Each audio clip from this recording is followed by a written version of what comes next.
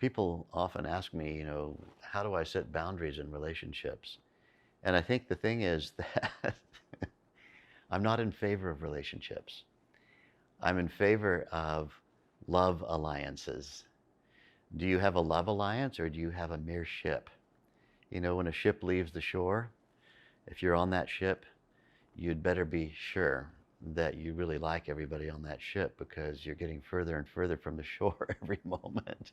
You might have to jump overboard and swim in. Relationship. It's, if your relationship is really something where I'm having to think, how do I set boundaries in this? You're probably on a ship that's moving away from the shore. What's far preferable to a mere relationship? You see, who has a relationship? Israel and Iraq have a relationship of enmity.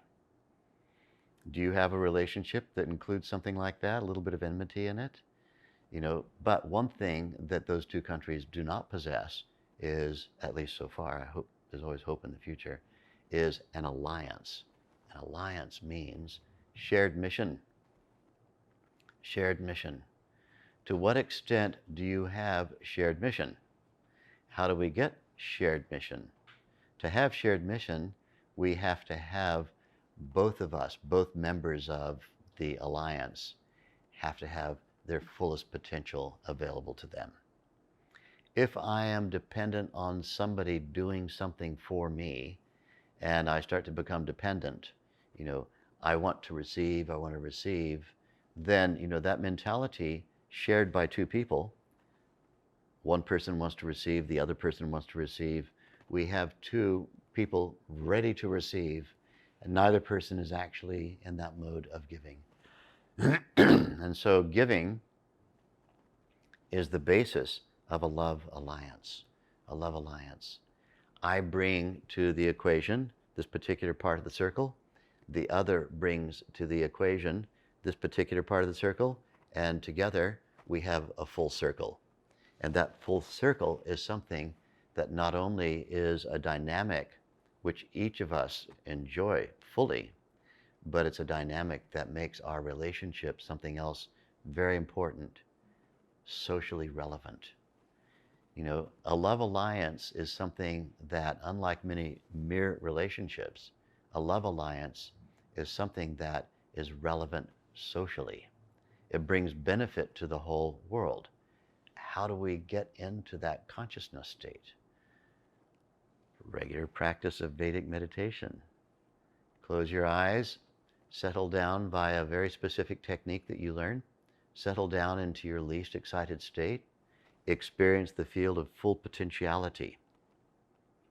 That full potentiality that is deep inside you has individual outlet, individual expression. It awakens in you everything that you can bring to your part of the circle.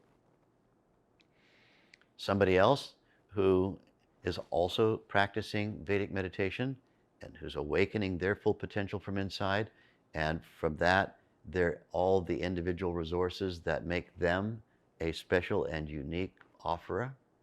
They bring their full circle to it, their part of the circle, and we have a full circle. And when we have that full circle, we'll know, because not only is our relationship free of, okay, look, I have to set boundaries. The moment we start getting into, I have to set boundaries, or we're thinking to ourselves, I have to set some boundaries here, then there's no love alliance there. Already that relationship it's starting to become something that we tolerate. If we're in some relationship and what we're doing is tolerating each other, then really we've already lost the plot. We need to scrap all of that approach to things, and both parties need to practice meditation and awaken their fullest potential and move forward and have that relationship something that is not just celebrated by them, but also celebrated by the entire community at large, because you're bringing something of enormous value to the world.